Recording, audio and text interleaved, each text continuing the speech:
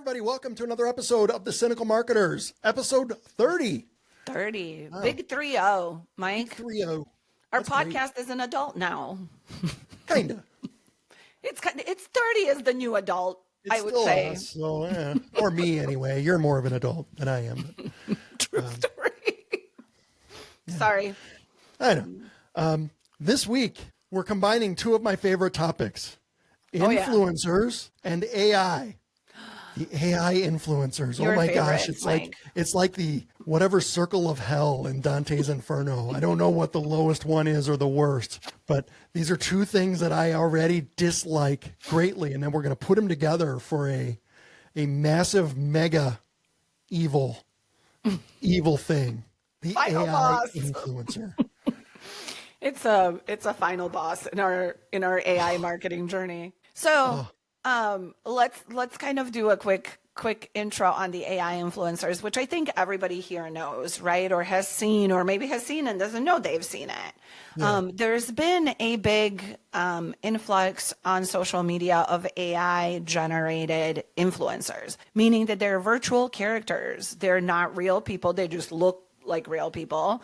And they are doing essentially lifestyle content. So there are pages and pages of this where people, where these AI characters look exactly like regular folks who are influencers.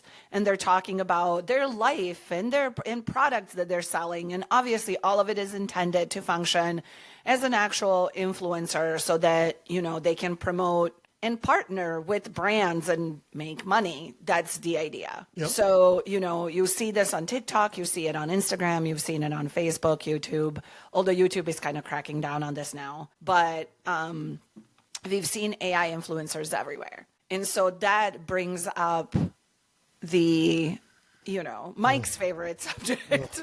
AI plus influencers and, the ethics behind it, the reasoning for it by companies and so on and so forth. Like there's so many people are just what I've seen the feedback on some of these ads and some of the commentary is, how is this ethical? How can companies do this? If you have an AI influencer promoting skincare product, and obviously they can't use skincare. This isn't a real person, by the way, in case I need to stress that again. Yeah. How is this ethical? Is it legal? Is it like, what are the ramifications, boundaries? Why are companies leaning this way and so on and so forth? So we do need to talk about it because it is in our world and I don't think it's leaving, right? I think all of it is here to stay.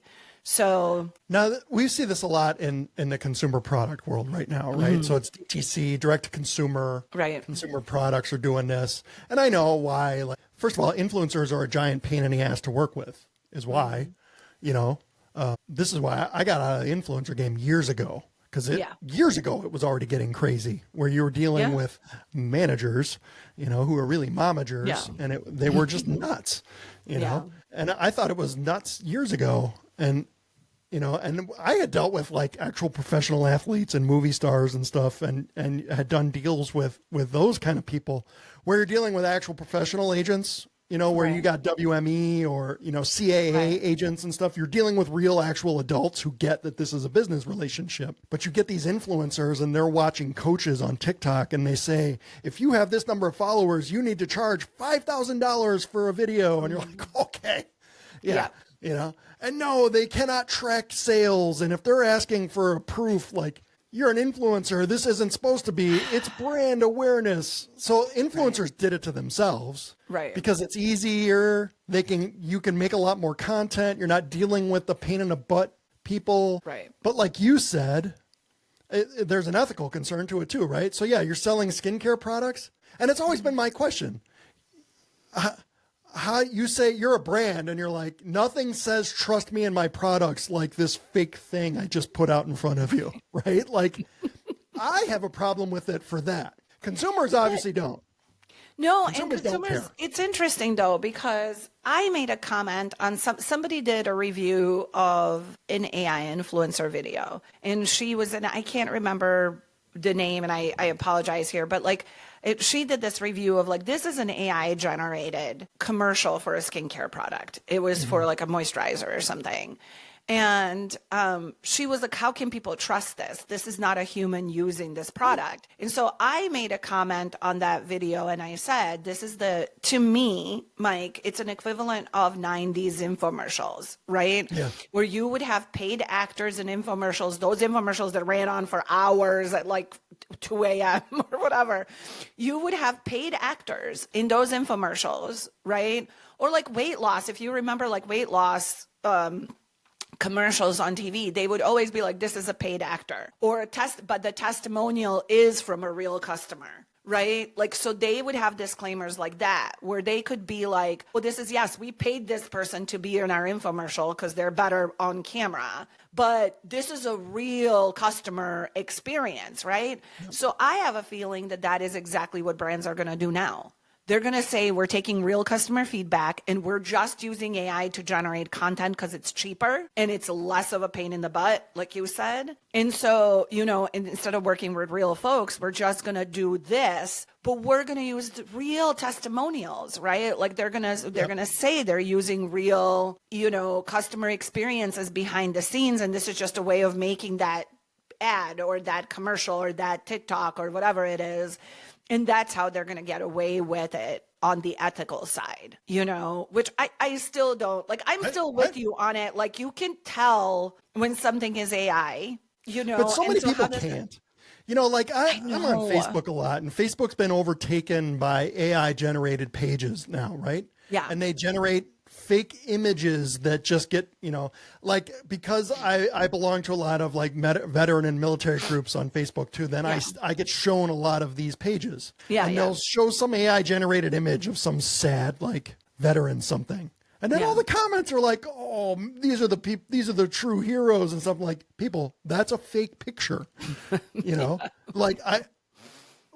Humanity can't be saved, right? Yeah. Like look, these brands are not worried about the ethics of it. None of them care. Yeah. Because there's no rules, there's no regulation. They're going to do what they can get away with. And look, for most part, like especially like on TikTok, this is part of the problem, right? TikTok's owned by the Chinese company. It's a lot of foreign brands who are on there. Right. So it doesn't matter. You can't touch those people. Right. So they can say anything. And they can, they can. And the thing that's interesting, though, that I found really interesting, and you just touched on it, Mike, is that the stats that are out there say something like 60% of brands have tried or are currently partnered with a virtual influencer, right? Like they truly believe that this thing is going to get them a return, right? But on the flip side of that, there's like 45% or something of consumers have said, oh, we don't respond to AI ads. Right. We think they're too fake. They're unethical. Like, I would never buy from them. But on a flip side of that, only 5% knowingly know that something is AI. And knowingly follow AI influencers. Other people that follow AI influencers have no idea they're AI, and this is a trend too. I mean, not to change our subject entirely, but there's been a huge trend of people coming out and saying, so for example, OnlyFans, they will create virtual personas and make money off of that on these platforms, which, it tells you that an average consumer, regardless of what platform they're on, cannot tell the difference. Yep. That is terrifying to me. That's scary because all that tells me is us as marketers, we're just going to have to adopt this thing now. We can't fight against it. We can to some extent. And I know you always say marketing is still human, right? But, and it's the trust building and all of the right ethical, moral things. But I feel like we're not going to be able to escape this thing. It's terrifying. I just don't like any of it from a brand building, perspective.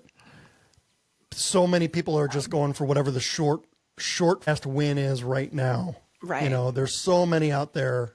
And, a lot of this is on the e-com side, right? Like you're an accounting firm. Like if you're a service business, like a virtual influencer doesn't make a whole lot of sense. Yeah. So this is mostly the consumer product people. And so you're like, I don't know, like you guys are going to fight over the pennies. And I don't like any of it. I just think there's no rules. The FTC doesn't crack down on any of it. They haven't done anything about influencers, even, right? The rise of influencers and then what they're supposed to do and the disclosures they're supposed to make, but nobody does anymore. Nobody does. I believe OpenAI has an undisclosed influencer campaign going on. There's a recent one with the Meta glasses. Oh yeah. Ray-Bans, yeah. I am very suspicious about that one, that you saw the spread of that product across social media where you're like, something's going on there. That's not organic. It's not organic all of a sudden to see this in a lot of places all at once in a short amount of time.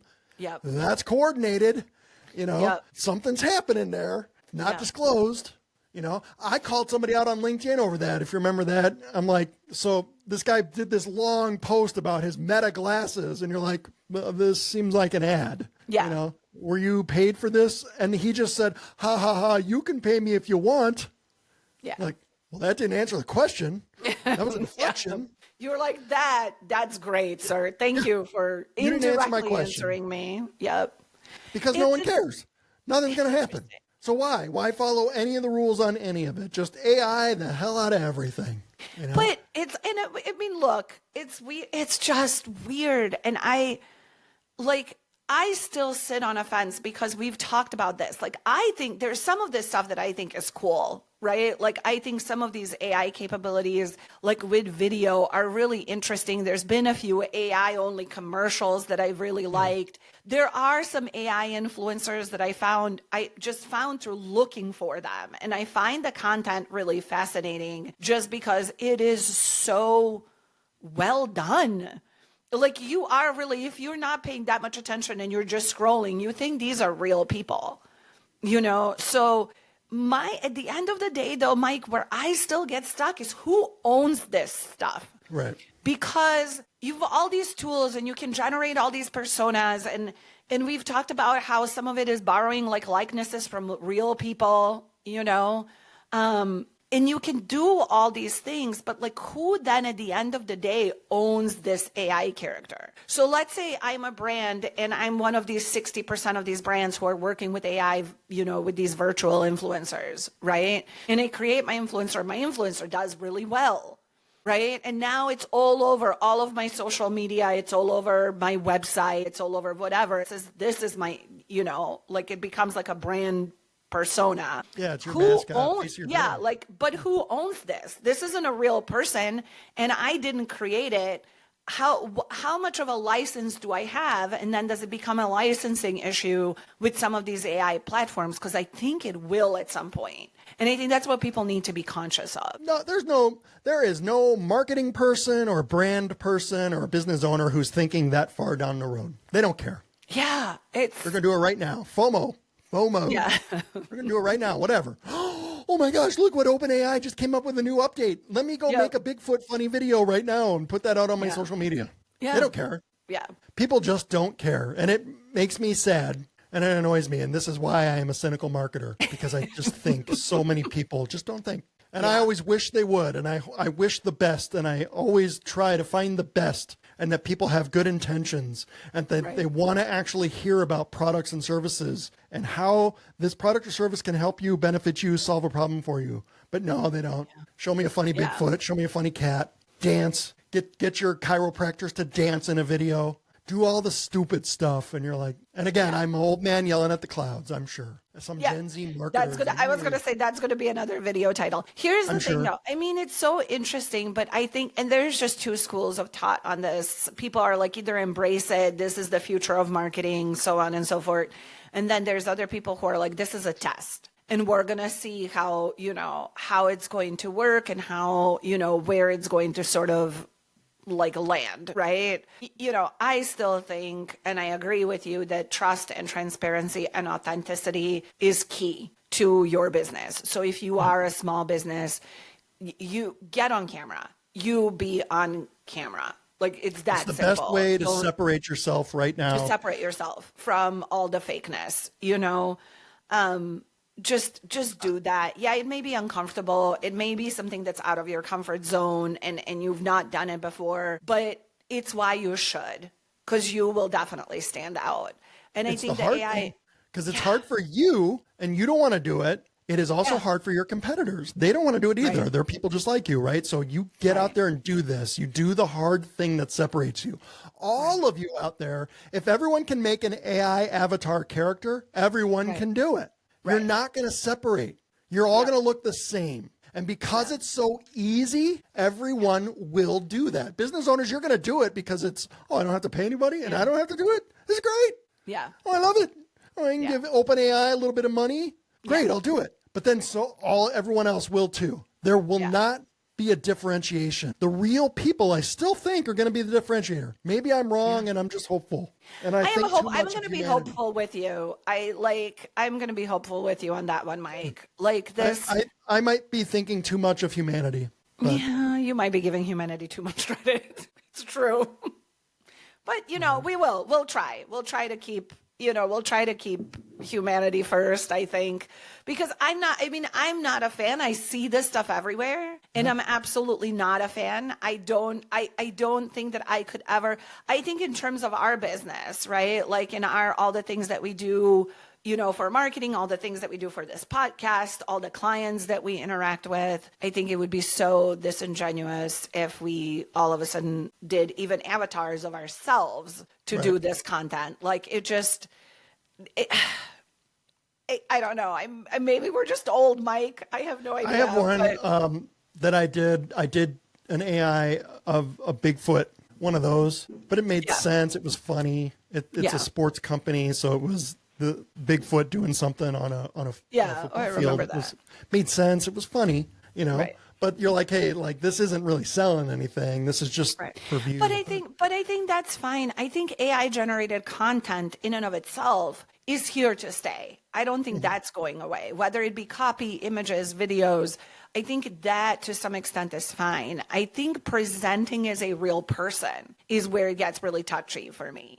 Right. So like if you obviously if there's a Bigfoot in your video, like I'm going to know this is fake. Yeah, right. And like, I'm going to know this is AI and maybe I'll be like, that's, funny, interesting, whatever, it might catch my attention. But if if there is a AI version of me sitting here having this conversation with you, I think that's freaking weird. Yeah. Like, I think that takes away from, it just takes away from authenticity and trust. I'm not a fan. I agree. Yeah.